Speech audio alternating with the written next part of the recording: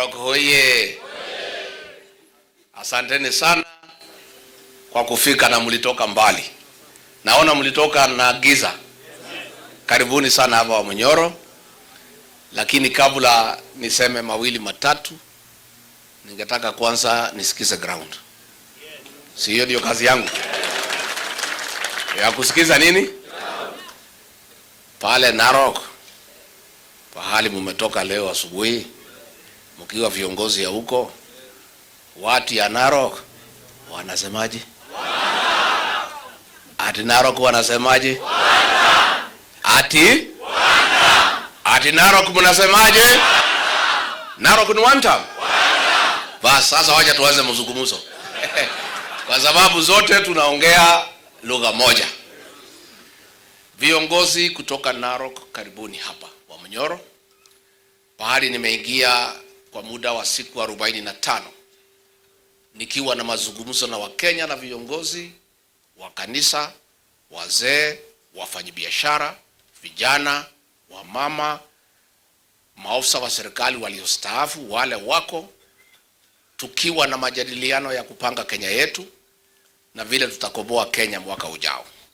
Kwa hivyo mimi nataka niseme asante, mmepata nafasi kuja pia munipatie maoni yenu vile mnataka tupange Kenya yetu ikae. Kwa sababu hii Kenya yetu ikipangwa lazima watu ya Narok wakuwe pale.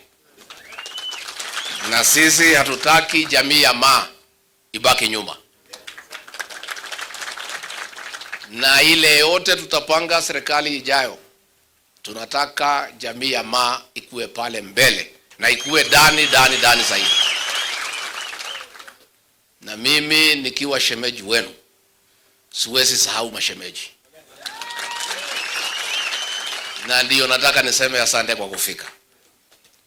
Ndio tupange kesho yetu. Kwa sababu mnajua Kenya yetu imeharibika. Huyu William Ruto alichaguliwa mwaka ujao uliopita, miaka 4 iliyopita. Na mimi na jamii yangu ndio tulimuingiza kwa hiyo kiti. Kweli ama uongo? Na nyinyi watu ya Narok hampigia kura, mlikuwa mnamjua. Kwa nini hamkuniibia siri? Mungeniambia hii jamaa bana mtu mzuri. Kwa sababu sana sana alimezea mate mashamba lenu. Na nyinyi mlijua ni mwizi ya mashamba. Na mkamkataa. Mimi nikalazimisha. Nikasukuma hii watu ya mlima, nikaambia hii mtu ameokoka. Si alikuwa amekuja na Biblia? Sasa unajua sisi hapa ni Wakristo kama nyinyi. Lakini nyinyi ni Wakristo werefu kuliko sisi. Sisi alipokuja hapa akasema Bwana Yesu asifiwe, tukasema amina. Nyinyi mkasema amina, mumefunga jicho moja. Nyinyi mlijua hii ni fisi imevaa ngozi ya nini? Sasa sisi tumepata shida. Na watu hapa nyumbani wananilaumu mimi. Ya kwamba Uhuru Kenyatta rais wetu alikuwa ametuambia mkue waangalifu, huyu jamani na mjua. Na akichaguliwa ataangaisha Kenya. Ataua watoto, ataiba mali, atachukua kila kitu. Sisi tukamwambia Uhuru Kenyatta wachana na sisi. Sisi tumepata mtu ameokoka. Na sisi tunataka candidate wa kanisa la Kristo. Sasa sisi tulikuwa hatuungi William Ruto mkono kama William Ruto. Tulikuwa tunajua huyu ni candidate wa kanisa. Sasa kanisa nalia, kila mtu nalia. Hata siku hizi hakuji kanisani hapa. Hapo mbeleni alikuwa anakuja kanisa 4 siku ya Jumapili. Kila kanisa anaingia na 2 milioni. Na kuinama chini na Biblia kubwa.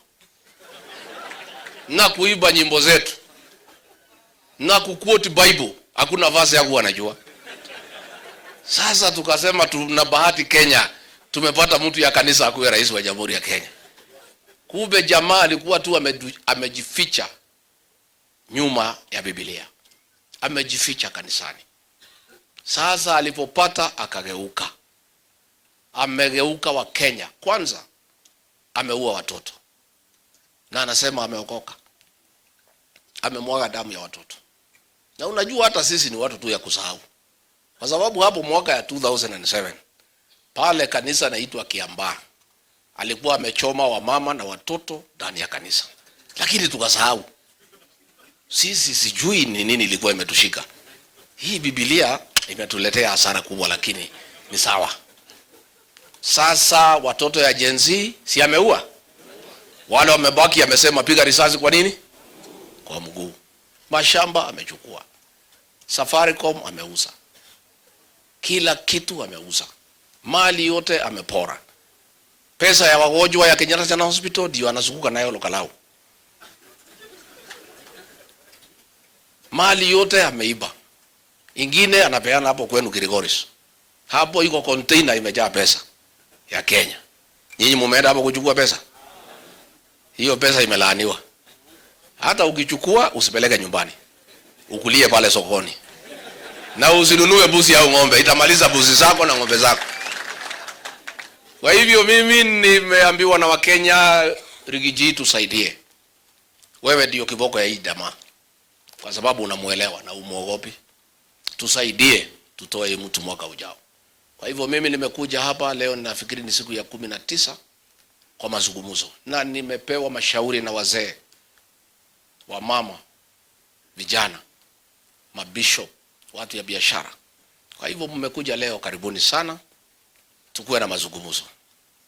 Na kabla sijaendelea sana, niseme ya kwamba mimi nilipofukuzwa ofisi kwa sababu nilikataa mauaji ya watoto, nilikataa wizi na kupora mali ya Kenya, nilikataa mambo ya kudanganya wa Kenya ati ya kwamba kuna barabara zinajengwa na ni uongo. Huyo jamaa tukakosana, kwa sababu mimi kwanza ni bwana ya pasta, si mnajua hiyo. Mimi ni mtu ya kanisa. Mimi nikaona hii maneno ya kudanganya wa Kenya siwezi. Nikaona hii maneno ya kuua watoto na kumwaga damu, mimi siwezi. Nikaona hii mambo ya kuuza mali ya Kenya na kupora, nikaona siwezi. Alinibebeleza sana, nasema wewe Rigathi, wacha mambo mingi, wacha tukule bana, wacha tukule hii Kenya bana yako. Hii Kenya hawezi isha. Ilikuliwa na Kenyatta, ikakuliwa na Moi, ikakuliwa na Kibaki, Uhuru akakula, mimi na wewe hatuwezi maliza, wacha tukule bana. Sasa nikamwambia rais, lakini wewe unakula kila kitu, sasa hii Kenya itabaki nini? Anasema bwana wacha tukule bana. Wewe wacha maswali mingi, hii Kenya bana yako. Mimi nikamwambia rais, hata kama ni kukula, sasa wewe rais, ukipata miti iko na matunda, si unakula matunda, alafu unapalilia, unatia bolea, unanyunyisia maji ndio ukule matu. Jamaa anasema bana, wacha kwanza tukule matunda, tukimaliza tukule matawi, tukimaliza tukule miti, tukimaliza tukule mizizi, hata ile mchanga ilikuwa nasimamia hiyo miti tuku. Hapo ndio Kenya imefika.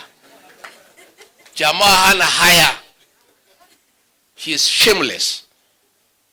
Na ako na tamaa ya mashamba ya Wamasai. Sijui mashamba ya Wamasai iko na nini? Kama kuna kitu wanamezea mate, ni mashamba ya Wamasai, hasa pale Narok. Mimi nataka niambie nyinyi, nimeketishwa chini na wazee hapa Mlimani. Aliponifukuza, alikuwa amepanga hii jamii yangu itengwe na majamii zingine zote, vile alifanya 2007. Tubaki peke yetu ndio atumalize. Wazee wakanikatisha chini, wakaniambia, Rigathi, usiogope, usiingize baridi. Amuka, unganisha jamii lako la Mlima, alafu tutafutie marafiki tukae na hawa. Wazee wakaniambia, kabla hujatafuta marafiki wengine, kwenda kwa mashemeji wetu, utafute urafiki haraka iwezekanavyo. Na kwa hivyo mimi nikiongea kwenu watu ya niko na ujumbe kutoka Mlimani. Watu ya Mlimani wameniamurisha mimi nitafute urafiki wa kudumu na jamii ya Wamaa. Na wameniambia tangu zamani sisi ni mashemeji. Wamama wetu wameolewa pale Narok na Kajiado. Pale mumeishi na watu ya Mlima miaka mingi, mnafanya biashara pamoja, mumeoa na mumezaa watoto pamoja. Jambo hatujafanya ni kutembea pamoja kisiasa. Wakaniambia ile urafiki tumeuda na Wamaa ya kulima, ya kufanya biashara, ya kuoana, ya kupata watoto pamoja, tunataka sasa uisongeshe mbele, tutafute serikali pamoja kama jamii moja. Na kwa hivyo kazi nimepewa na mimi nitafanya na bidii. Nimeambiwa na wazee hapa, kazi tumekupatia mtoto wetu. Tunataka uunganishe Mulima na Maa, waongee sauti moja, miaka milele na milele. Na kwa hivyo mimi nataka kumwambia nyinyi watu ya Maa, tunapenda nyinyi na tunataka tukae pamoja. Na tukitembea pamoja zote tutapata matunda. Nataka muendelee kukaa pamoja na kufanya biashara pamoja. Nataka muendelee kufanya ukulima pamoja. Nataka muendelee kuoa wasichana wa Kikuyu. Nataka hiyo wa Kikuyu muwapatie wasichana wa Masai. Nataka baada ya mwaka kama 30 hii jamii chagikane, ikose ile wa Kikuyu wa Masai, tukue jamii moja, tutafuta jina mpya. Si hiyo tutaweza? Na nimeambiwa tutembee pamoja kisiasa. Tutafute serikali pamoja. Kwa hivyo serikali ya mwaka ujao ambaye tutaunda, mimi nikiwa pale, nataka kupatia nyinyi 100% guarantee ya kwamba Wamaa watakuwa ndani ya hiyo serikali.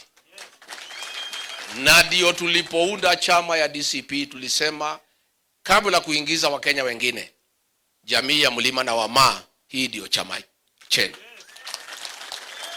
Na ndio national chairman wa DCP ni huyu mheshimiwa Parasina, ako hapa kutoka Kajiado. Ndio deputy secretary general ni huyu Orpoya Kamwaro kutoka Narok. Kwa hivyo Wamaa na Mulima tutatafuta serikali pamoja ndani ya chama ya DCP. Mumekubali? Mumekubali? Mimi nilianza hiyo safari kulipokuwa na by election pale Narok town. Nikaambiwa na wazee, enda pale Narok, watu ya Mulima ndio wengi hapo town, na hiyo kiti wanaweza chukua, lakini tunataka tuanze uhusiano na ushirika na Wamaa. Na tunataka Wamaa waamini sisi watu ya Mulima ni watu ya ukweli na ni watu ya kutimiza ahadi. Mimi nikaita watu ya Mulima pale Narok, watu 300 kwa shamba langu hapo Uwaso. Nikawaambia watu wangu, nimemuita hapa, nimeambiwa na wazee nitengeneze urafiki na jamii ya Maa. Hata kama tunafanya biashara pamoja, tunaoana, tunalima pamoja, tunataka kuanza uhusiano wa kisiasa. Na hii kiti imepatikana nafasi, tunataka tuoneshe Wamaa ya kwamba tuko serious na tuna nia ya kutengeneza urafiki ya kisiasa. Na ndio wakaniambia, nimeambiwa hii kiti tukubali, tupatie Wamaa. Nikaongea nao wakakubali. Na ndio wengi wakasema basi kama umeongea ndio kiongozi wetu, kama umetumwa na wazee, basi mambo ni hayo. Kwendeni mtafute kijana ya Maa, mtupatie, mtuambie ni nani. Basi nikaita wazee ya Maa, nikaambia katika ile kutafuta urafiki na uhusiano ya kisiasa kati ya jamii ya Mulima na Wamaa, hii kiti nimeambiwa na wazee tunataka tupatie Wamaa, na kura zetu zote na mali yetu. Nitafutieni kijana moja yule mnaamini ni mzuri na anaweza muniletee. Wazee wa Maa wakafurahi sana, wakasema kweli mtakubali? Nikasema ndio. Ai, tuko na wasiwasi, nyinyi ndio wengi, mtuachie kiti. Nikasema ndio, kwa sababu tunataka kuonesha nyinyi hii maneno ya urafiki wetu ni mambo muhimu na ni ya maana, na tunataka kuonesha nyinyi tuko serious. Nyinyi nendeni mtafutie kijana. Waenda wakakaa, wakaongea, wakasosana hapo, wakakuja, tukaketi, wakabishana. Mwishowe usiku kama saa 6 wakatoa kijana mmoja mrefu anakaa kama Moran. Huyo kijana ako wapi? Kuja hapa. Wakaleta hii kijana huyu mrefu huyu. Anaitwa Douglas Maskonde. Wakaniambia ndiye huyu. Akasema basi. Nikaambia wasee wa Masai, hii kiti ikikosekana msiite mimi Rigathi Gachagua. Ndio mtajua mimi na Wakikuyu haturudi nyuma. Huyu kijana kama ataanguka, nyinyi wa Masai mtaangusha yeye. Sisi tutampitisha. Pale iko polling station nafikiri 15. Ile ya Wakikuyu ni kama ngapi? 7. Ya wa Masai ni 8. Bas, mimi nikaita Wakikuyu nikasema kijana ndiye huyu. Wakaniambia pale iko pesa mingi inapeanwa na Ole Ntutu. Inapeanwa na kila mtu. Lakini sisi tutakula. Wewe ukisikia tunakula usikue na wasiwasi. Wewe unatujua vizuri. Wewe unatujua. Wakaniambia hata hao Masai wanapewa. Na hawa tukiwapima watapinduka. Lakini sisi hatuwezi kuacha hii kijana. Pesa ikamwagwa pale, wa Masai wakapinduka hii kijana. Zile polling station ya wa Masai akapoteza. Walipewa pesa wakageuka mtoto wao. Wakikuyu wakapewa kila mtu 10,000 wakaweka kwa mfuko. Kufika pale polling station, Maskonde.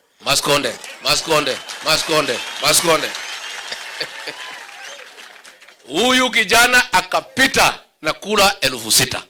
8,500. 8,500. Wakapiga bunduki, wakapiga nini? Mimi nikafika pale. Wakasema nisiingie town nisiongee na Wakikuyu. Mimi napongeza wa Masai. Wanajua njia mingi. Hii wa Masai. Nilipofika pale Ntulele wakasema wewe simama. Wamefunga barabara, wameweka askari kila pahali na malori na nini na bunduki na tear gas. Wakaniambia wewe kuja. Wakaniweka kwa bodaboda. Magari yangu ikapita. Askari kuangalia siko ndani, ikakubaliwa ikaenda. Mimi nikapitiwa njia na kando ya Masai mpaka town. By the time askari walijua niko town, nimeongea nimemaliza maneno. Kijana alipita hakupita. Kaa chini mheshimiwa. Kaa chini. Mimi nataka nimwambie. Na hivyo tulifanya Narok, ndio inaendelea Lokalao. William Ruto amemwaga pesa hapo 1 billion. Pale hakuna hata change ya 1,000. Ukinunua chai unalipa na 1,000. Hata kama chai ni ya 100 hakuna change. Unaambiwa na ujue hapa hakuna change. Pale ile pesa inatumika ni 1,000.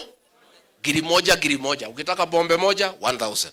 Ukitaka chai 1,000. Ukitaka mkate 1,000. Hata watu wananiuliza si uchaguzi isongezwe iende mpaka Disemba.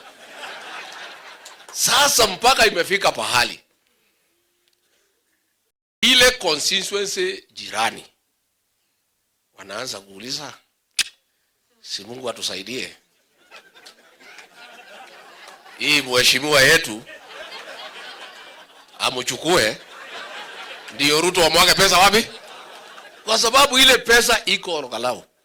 Watu wametoka Nakuru wamekoboa manyumba. Wengine wametoka Nyahururu. Wengine wametoka Oljororok. Wamechukua manyumba huko. Kila siku vijana naingia bodaboda 4 wanazunguka jioni 5,000. Sasa pale lugha ni moja. Huyu Ruto tulimchagua 2022. Hakupatia sisi chochote. Nafasi imepatikana, arudishe mko. Sasa ile pesa ya Ruto inatumika pale ni deni ya 2020. Lakini wanasema kura ya tarehe 16 ngo. Na mimi nakwambia hiyo Wakikuyu wacheze na hawa. Ruto atashangaa ikitangazo. Pesa wanakula vile walikula Narok. Si walikula? Iko kura alipata. Vile ilifanyika Narok na Kariobangi North alikuwa amemwaga pesa kwa Wakikuyu. Hii Wakikuyu ni watu ya msimamo. Na mimi nimwambie Wama kwa sababu nataka kupatia nyinyi hakikisho. Kiti ya Narok town ni yenu. Unless muharibu. Watu yangu pale karibu 20,000. Nikiongeza nyinyi kiti imepatikana haijapatikana? Bas. Narok East hapa kwa ile kijana anaitwa Aramat. Si mimi nilikuja hapo na Rigathi nikawekelea mkono aende asiende? Ni msaliti si msaliti? Huyu kijana mimi ndio nilimuingiza. Kweli ama uongo? Nilikuja pale nikaita Wakikuyu nikasema kijana ni huyu. Wakampigia kura. Siku Ruto aliamua kunifukuza, yeye ndiye alipewa kazi ya kuokota signature ya kufukuza Rigathi Gachagua.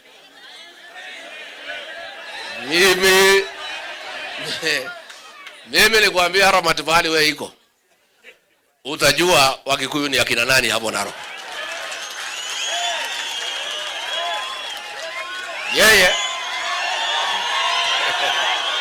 Sasa watu ya Narok East mwende mketi munipatie mtu moja. Muniambieni huyu. Muko naye? Muko naye? Sasa asante. Mimi nimwambie nyinyi. Mimi ndio niliingiza Aramat pale na mimi nitamtoa. Nyinyi yangu kura pale 11,000 iko tayari. Mtu yenu wakianguka nyinyi ndio mtaangusha. Mkipewa pesa na Ruto muuze mtu yenu, shauri yenu. Yangu kura iko. Hata Ruto akitoa pesa ngapi, kura 11,000 iko tayari. Kwa hivyo mimi nimesema munipatie kiongozi kwa chama cha DCP. Kazi ingine muniwachie. Huyu Kelaore. Ndio mnataka? Ndio mumelete hapa? Mumeamua? Kabisa? Na mkipewa pesa ya Kasongo? Si Wamasai waligeuka huyu Maskonde huyu? Si walipewa pesa wakageuka hii mtoto? Mimi nataka nimwambie nyinyi kiti hiyo ya Narok East itakuwa ya DCP. Nyinyi mjipange vizuri. Na hata mkipewa pesa msigeuke. Huyu Aramat nilisaidia yeye, nikaketi chini na yeye.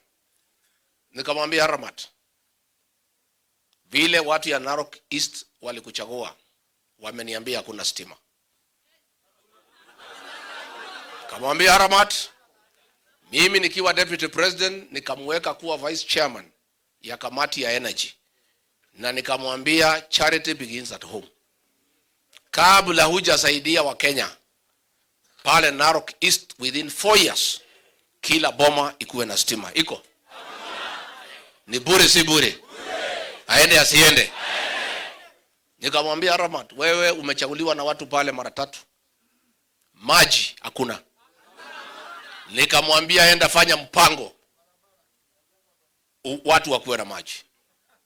Nikamwambia barabara, nilikuja na Regangare karibu nimalizwe na vumbi hapo sokoni. Si nilikuja hapo? Si nilikuja hapo kuongea na Wakikuyu?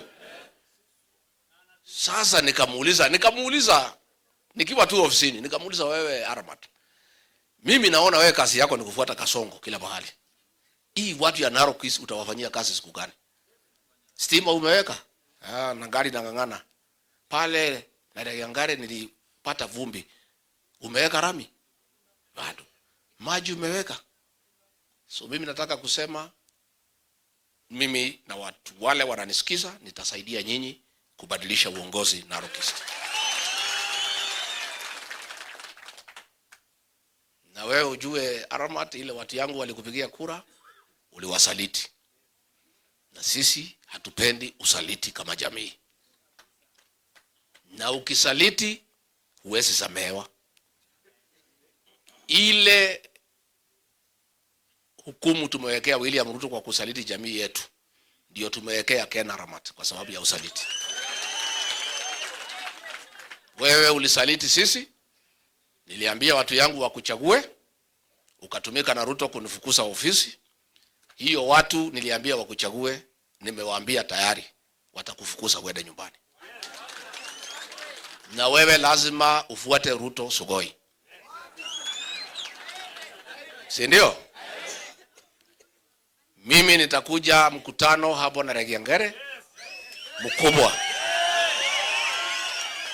nikuje nitoe mwelekeo wa kisiasa. Nikuje nisikuje?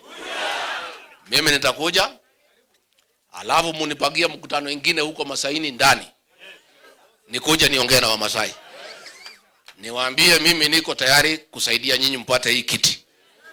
Msijiangushe, msiharibu kiti imepatikana, kwa sababu huyu kiongozi wenu akianza na ile yangu 11 anaweza anguka, atapita. Kwa hivyo mpira kwenu, na mimi najua nyinyi hamtalete mchezo. Na hii pesa ya Kasongo mwachana naye, imelaaniwa. Hii pesa iko na damu ya Gen Z. Hii pesa ni ya wagonjwa ya Kenyatta National Hospital. Ni pesa imelaaniwa. Hata ukipewa usinunue ng'ombe ama mbuzi, itamaliza mbuzi zako na ng'ombe zako. Usipeleke mtoto naye shule hata pita. Hii ni pesa ya kukuliwa sokoni. Hata kama unapenda bibi sana, usimpelekee nyumbani, mwambie mkutane hapo sokoni. Mkule hapo soko, na kama uko na deni ulipe naye. Na ile watu yote wanakula pesa hii ya Kasongo wataanguka. Hapo town, Narok town, mtutu alimwaga pesa 250 million. Alianguka hakuanguka? Alileta mchele, akaleta maharagwe, akaleta pesa, mafuta ya kukaanga. Alishangaa. Watu pale ni kama mawe, wanakula na hawaziki. Na itakuwa namna hii. Hii Kasongo kama hapa Kikuyu atanyolewa hapa, hata amini.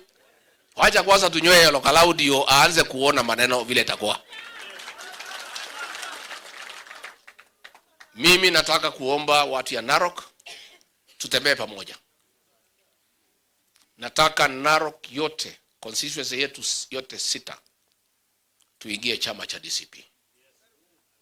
Mimi nataka kiti cha gavana tupangane. Mutafute kiongozi moja, mtuambie ni fulani. Mutafute senator, mtuambie ni fulani. Mutafute mama county, mtuambie ni fulani. Na kazi yetu ni kuunga nyinyi mkono. Na mimi nataka jamii ya Maa, tukimaliza uchaguzi next year mtaniheshimu.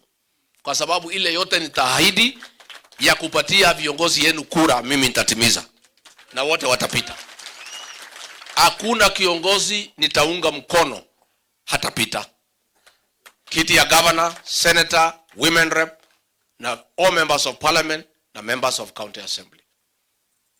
Nimeambiwa mmekuja hapa na aspirant wote tutawaunga mkono. Na mimi mnajua niko na bidii. Mimi si mtu ya kukaa.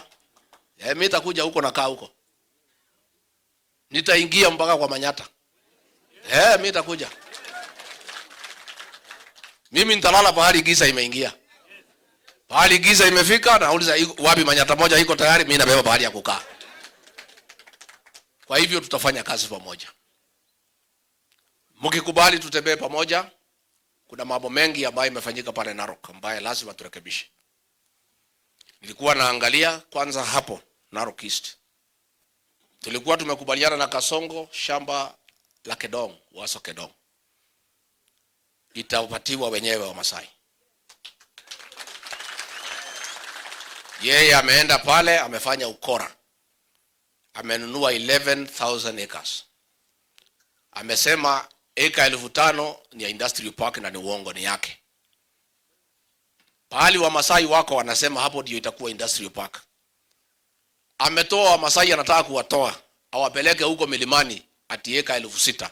Pahali iko mawe na pahali iko ile mitaro kubwa maji napitia. Huwezi lima. Mimi ati wakakae huko na wanyama. Mimi niseme namna hii. Hiyo eka 6,000 kwa mlimani, kusikue Masai hata moja ataenda huko. Mimi naomba Masai munipatie mwezi 13 nichukue serikali mwaka ujao. alafu nyinyi mtakaa pale kwa ile eka 4,000 pahali mko, pahali ya kulima na pahali iko rotuba nzuri. Na huyu Haramat wamepangana na Kasongo. Wamasai wapelekwa huko mlimani pahali imejaa mawe, msituni pahali iko mitaro inapitia maji na songa na jia kasi, hakuna kitu naweza lima na uwezi jenga. Alafu hii eka 5,000 anajifanya ni industrial park, mwenyewe amechukua hiyo mashamba. Tena hata hiyo ya Wamasai amechanganya na watu ya jamii yake. Lakini sitakubali Wamasai wapelekwe huko milimani pahali uwezi lima nikiwa kiongozi. Kwa hivyo nataka kuuliza jamii ya Narok East, tusaidiane. Msikubali kwenda huko milimani. Ni mwaka moja tu imebaki. Najua kama umefungwa jela, huhesabu zile siku umekaa, unahesabu zile zimebaki. Si tuko jela saa hii? Si Kasongo ametufunga? Tunahesabu siku zimebaki mwezi 13.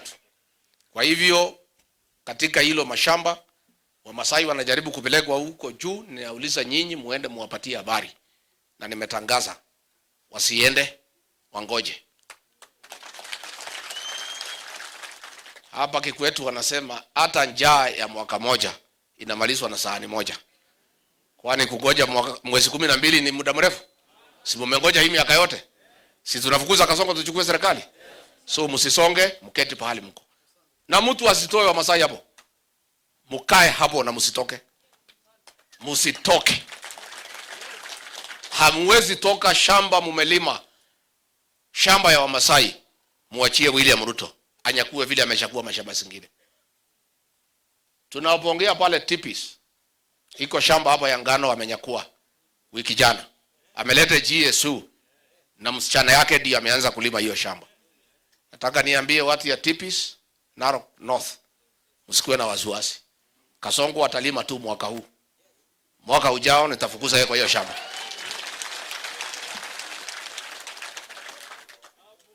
Na tukimfukuza atalipa sisi ile pesa ya kukodisha ya mwaka moja. Si ndio? Msikuwe na wasiwasi. Sema nikiangalia hapa nilikuwa najaribu kuandika asubuhi. Ile hasara watu ya Narok wameenda, ambaye mimi mwenyewe nikipata nafasi ya urais next year lazima nirekebishe. Pale Orkuto Wamasai pale walifukuzwa kama swara, kama wanyama, na ni binadamu. Hilo shamba haikuwa ya Mau Forest, iko nje. Wakafukuzwa, hakupewa compensation. Nataka niambie jamii ya Wama hapo katika Orkuto, mwaka ujao tukichukua serikali, wale walikuwa nje ya Mau Forest tutawaregeshea mashamba yao. Wale ambaye walikuwa ndani watapata compensation vile jamii ya Ruto imepata compensation. Wewe William Ruto unasema hutaki mambo ya ukabila. Wewe ndio mkabila mkuu katika Kenya. Pale Mau wale wa Mau wametoka, hujafanyia compensation. Wale jamii yako umewapatia compensation. Mbona unafanya maneno tofauti kwa jamii mbili? Ile umefanyia jamii yako, kwani hao wa Masai kwani wanatoka Uganda? Kwa hivyo mimi niseme ya kwamba watu wetu pale Orkuto watapata haki yao. Kwa sababu hiyo maneno ya boundary vile ilifanywa ni kinyume. Na kwa hivyo nataka niwahakikishie watapata haki yao. Ya pili, hapo town Narok, holding ground ya Limanet zaidi ekali 1,000. Hiyo ni communal land, imechukuliwa bila public participation. Ati anataka kujenga manyumba, ati anataka sijui kuweka watu ya KCC, alafu mwenyewe amekata eka 400 400 acres amekata. Hii ni communal land. Huwezi chukua shamba la jamii bila kuuliza idhini ya jamii. Hao wamaa hawana haja na hizo affordable housing. Kila maa ako na manyata yake anakaa. Hata ikiwa na giza ni yake. Hata ikiwa haina stima ni yake. Anakaa kwa hiyo manyata yake na heshima yake. Hakuna mali kuambia nataka hiyo manyumba ya orofa. Kuna maa nataka kuishi juu ya orofa. Maa nataka kukaa kwa manyata akiona ng'ombe yake na mbuzi yake. Nataka nitangaze ya kwamba mwaka ujao hilo shamba tutaregesha kwa wamaa. Na hiyo shamba dhamana yake ni karibu 103 billion. Utajiri ya jamii ambaye huyu jamaa anatuibia. Na hatuwezi kubali. Lazima hilo shamba tutaregesha kwa wenyewe. Hii jamii ya maa imechezewa for far too long. Na hatuwezi kubali.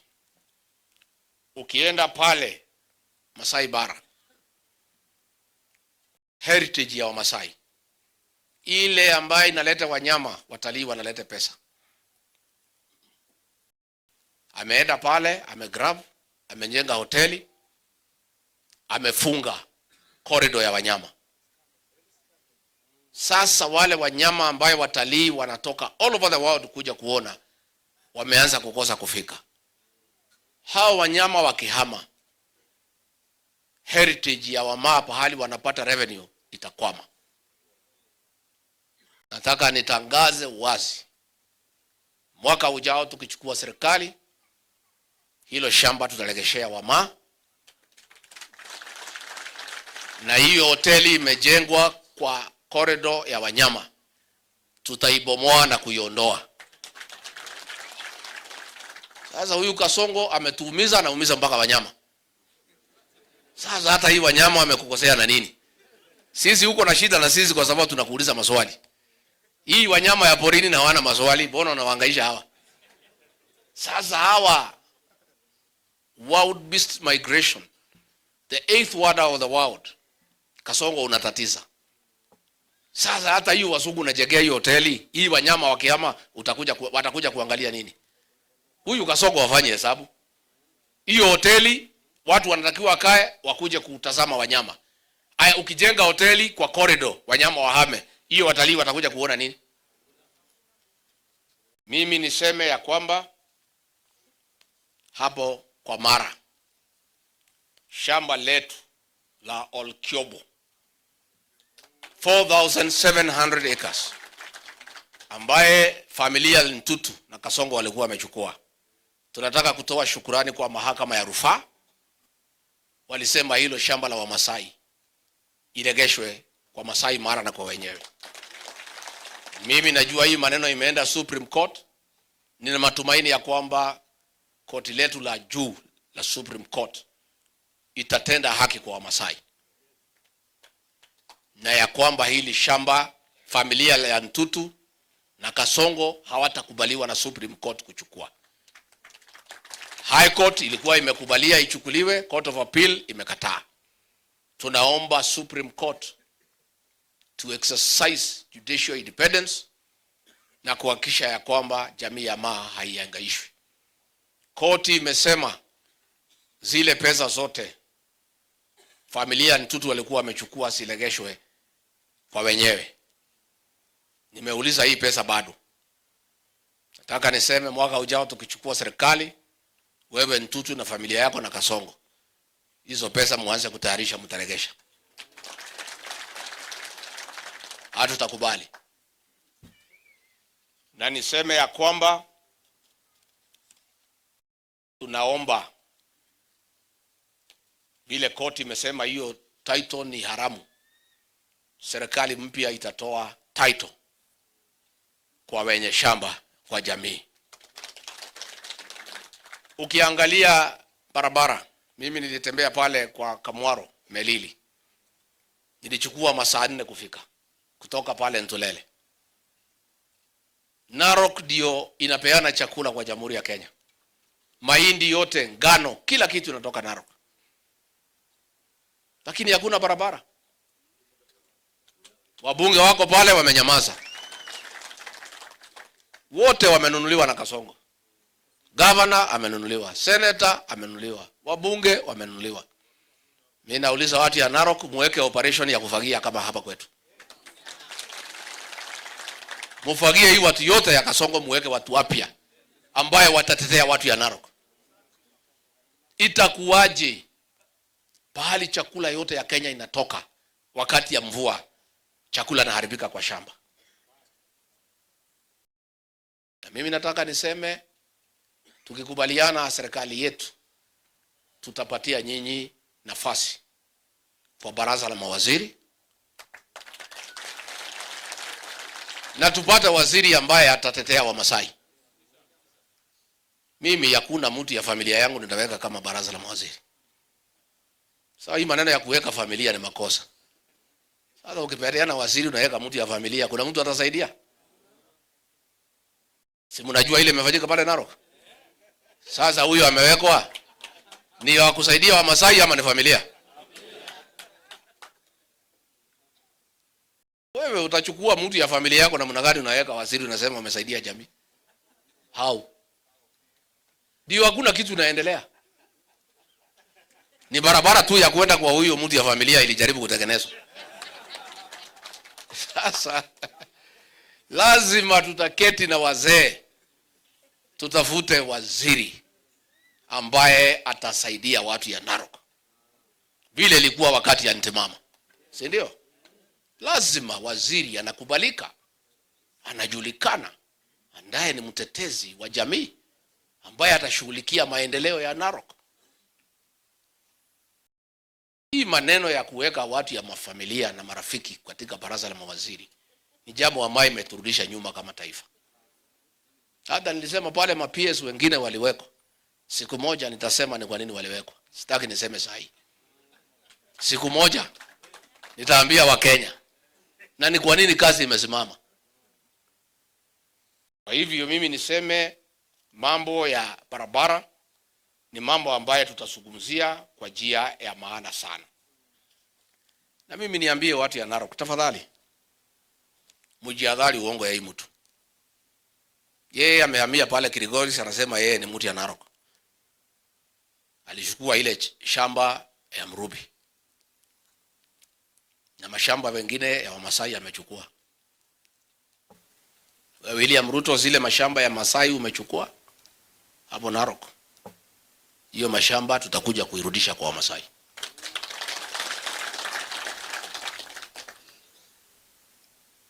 Sasa watu ya Kajiado, huyu governor rafiki yangu Ole Lenku na Senator Seki, rafiki yangu sana, na kijana anaitwa Parashina, walidanganywa na Kasongo ati waende pale Amboseli, wamerudishiwa Amboseli. Mimi nikamwambia Seki, wewe hii Seki, wewe unajua hii mtu? Akasema bana, unajua sasa watu ya Kajiado wanataka ya Amboseli, wacha tuende pale. Nikamwambia hakuna kitu, ni uongo. Akaenda pale sherehe kubwa, Ole Lenku alikuwa naongea na ukali. Oh, sasa mama Sai nimetetea nyinyi kwa hii Ruto ametuletea Amboseli, ni kiongozi ya maana. Paka Seki anatingisha kichwa. Nikaona kwa video. Nikatumia message nikamwambia Seki, ni wewe unatingisha kichwa wewe? Na wewe unajua hii mtu na uongo yake? Hii ni mtu anakudanganya akikuangalia na akijua ni uongo. Akasema tariki 1 mwezi ya 7 county ndio itaanza kuchukua pesa ya Amboseli. Leo nimepiga simu, nauliza county imeanza kuchukua pesa? Hakuna. Sasa Seki ataniambia mimi nini? Wewe Ole Lenku, wewe unajua hii mtu ni muongo na mnaamini yeye mwenyewe. Baada ya kutoka hapo alienda akatafuta mtu akamwambia aende kotini. Yeye mwenyewe akasema hii maneno ya Amboseli yawezekani, lakini vile nimedanganya hii watu, wacha nipitie mlango ya nyu. Akaambia mtu enda kotini ujaribu kusimamisha. Hiyo maneno ya Amboseli yote ilikuwa ni uongo. Pale Kibiko, shamba ya Wamasai amechukua yote. Sasa nyinyi watu ya Narok, mashemeji wangu, mkiangukia uongo ya hii jamaa, kwa sababu atakuja pale na ile mtu naitwa Ole Kina, ile senator anasema ati sasa ati watu waende kwa Kasongo na Ntutu na yule mama county Tonkei na huyu waziri wa familia huyu Soipan. Hata siku moja nilimwandikia Soipan barua message. Siku Kasongo alikuwa anaingilia mambo ya ndugu yangu. Nikamwambia huyu Kasongo anaingilia ndugu yangu. Ndugu yangu alikuwa na familia complicated kidogo, kuwa na wake wengi na wengine huko nje watoto wengi. Akaandika will mzuri, akaangalia kila mtu. Sasa Kasongo alikuwa anapiga kelele mambo ya hiyo will. Sasa nikamwambia Soipan, kumwandikia message, mwambie Kasongo ukimuona, sababu labda atakusikiza, hii will ya ndugu yangu asiipige, vile mimi namjua na kumuelewa, inaweza kumsaidia mbele. Mbele. Naambia mimi nimekuambia kama mzee na unajua vile mimi nakuambia. So nyinyi watu ya Narok, tafadhali, vile mlikuwa mnasimama na Raila Odinga, si mlikuwa nasimama na yeye? Si Mwenyezi Mungu amepumzisha? Sasa tupangane na nyinyi, si ndio? Kwa sababu nyinyi lazima mkuwe na mtetezi, sababu hii jamaa amemezea mate mashamba lenu, amemwangaisha Masai Mara, anataka kuchukua na kila kitu. Lazima muwe na kiongozi ako na nguvu, anaweza leader nyinyi na kutetea nyinyi, na muomba kwa heshima mnipatie hiyo nafasi.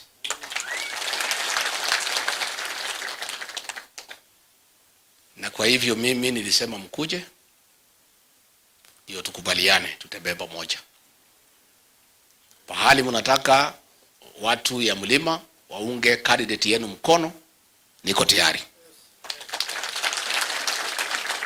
Hii maneno yote nimetangaza hapa tutafanya, na hatutakubali Kasongo achukue mashamba lenu, hatutakubali muhangaishwe. Na kwa serikali tutapangana vizuri. Lazima mpate waziri, mpate ma-PS, mpate kwa parastatal, kwa boards, kila pahali. Na mimi ni kiongozi ambaye anapenda haki, na vile tutapangana tutatembea pamoja. Kwa hivyo mimi ndio niwasikize, nilitaka tu nimfungulie kumwambia kwamba niko tayari na niko na ruhusa ya jamii kutafuta urafiki na mashemeji wetu. Kwa hivyo mimi nikiongea siongei kwa niaba yangu, naongea kama kiongozi wa jamii na kiongozi wa kitaifa ya kutafuta urafiki. Na nimeambiwa na nimekazwa sana nihakikishe hizi jamii mbili zimeshikana kama simiti, zinatembea pamoja. Umekubali tutembee pamoja? Umekubali? Na mimi tayari nimeweka mkono yangu hapo town, nikaweka huyu kijana. Kwa hivyo mimi nimeonesha niko serious. Ama sijaonyesha? Si Wamasai wanataka kuona, waamini. Nimeweka mkono, sijaweka. Na bado hii town Narok North taweka, si ndio?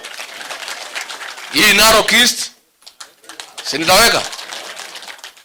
Hapo West, wapi, kila mahali tutasikizana. Juzi mimi nimeweka candidate hapo Emurua Dikir, si ndio? Si hata nyinyi mlijua mimi ni mwanaume hapo kwa watu yake wa Kipsigis. Hao wa Kipsigis wanalia kama panya imeshikwa na mtego. Amechukua shamba ya Wamasai, amechukua mpaka ya Kipsigis, watu ya nyumbani kwao. His own kinsmen anachukua mashamba yao. Watu pale Angata ameua wa Kipsigis, mashamba yao amechukua, anataka kuweka factory ya sukari. Hao wa Kipsigis wamechoka, wakaniambia lete mtu ya DCP.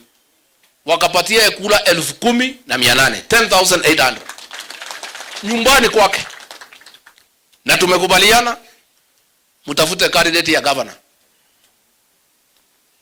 Kura yenu muweke, niongeze nyinyi ya Mlima. Hao Kipsigis wameniambia hawataki huyu mtutu, wamesema Rigiji tuoneshe njia. Kura ya Mlima na Kipsigis na nyinyi, governor asubuhi mapema, senator asubuhi mapema. Sasa alikuwa anasema mimi ni mkabila. Wewe Kasongo, nikuulize swali pahali huko, hii kura ya Kipsigis 10,800 mkabila alitoa wapi?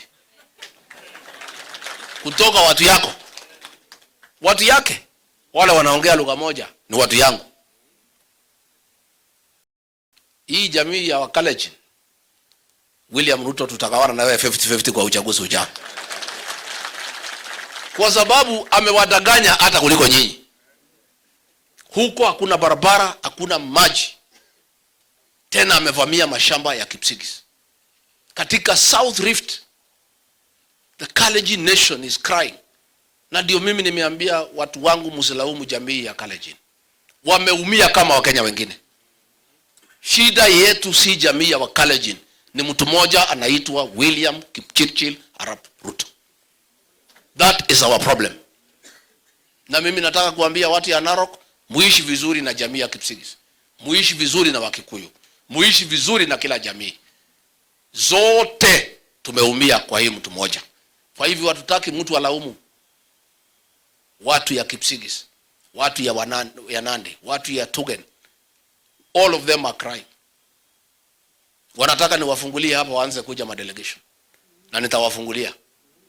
Na tayari wazee wa Kikuyu wamekuwa hapa jana kiama, na wameniambia wanataka kufungua mazungumzo na wazee ya Wakalenjin, kwa sababu hizo jamii mbili hazina shida, na hatutaki shida yetu na William Ruto iingizwe kwa jamii. Kwa hivyo Wakikuyu wamekuwa hapa, wazee wameniambia tunataka utupatie ruhusa tuanze kuketi na wazee ya jamii ya Wakalenjin, na nimewapatia ruhusa, na watakuja hapa, wanaitwa Talai Elders, watakuja hapa kuniona. Ndio wazee ya Wakalenjin, wazee wa Kikuyu waanze kuongea, wazee wa Masai tuanze kuongea, wazee wa Kisii tuanze kuongea. Hatutaki huyu Ruto akishindwa alete fujo na furugu katika Jamhuri ya Kenya. Na hao Wakalenjin wameniambia akishindwa, hata akiwaambia watoe fujo hawatakubali, kwa sababu hakuna kitu wamepata kwa serikali yake. The Kalenjin community has told us, vile aliwaambia watoe fujo 2007, mwaka ujao akifukuzwa na Wakenya hawatakubali kutoa fujo, kwa sababu hata hawa wameumia zaidi kwa serikali yake, hakuna kitu wamepata. Kwa hivyo mimi nataka kuuliza Wakenya wote wakae kwa amani, na hasa jamii ya Wakalenjin. I am very happy, nataka kusema asante. Ile ripoti mmentumania ya kwamba hamtakubali kupelekwa kwa vita, kwa sababu hata nyinyi hamjapata chochote kwa hili serikali, nimeshukuru sana. Na nimeambia kiama waanze kuketi na wazee ya jamii wa Kalenjin, waanze kuongea, ndio tuweke Wakenya wote pamoja, na shida ya mtu mmoja isikuwe ni shida ya jamii. Kwa hivyo watu yangu ya Narok, nataka niseme asante. Nimesema yale machache nitaka kusema. Sasa sipia nisikize nyinyi. Muko na maneno? Muko na maneno? Hata nyinyi muko na maneno ya kuniambia? Kwa hivyo Rupoya kuja ndio uendeshe mkutano. Nitaka niseme ile niko na wabunge hapa, labda wasalimie ndio tufungue mkutano. Niko hapa na Ole Ngogoyo. Si mnajua Ole Ngogoyo? Na niko pia na mjumbe ya Embakasi West anaitwa Mwenje. Alikuwa amekuja kunitembelea na watu kutoka Nairobi. Nikamwambia mashemeji wanafika, akasema kama mashemeji wanakuja wacha ningoje.